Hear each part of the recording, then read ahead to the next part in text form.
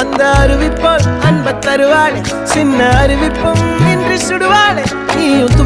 தும்மிடி ஆயுசு நூறாக என் உயிர் உன்னோட பத்திர சொத்தாக என் பார்வை உன்னோடு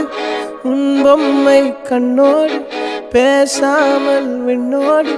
நாம் மிதந்து போவோம் காதாரா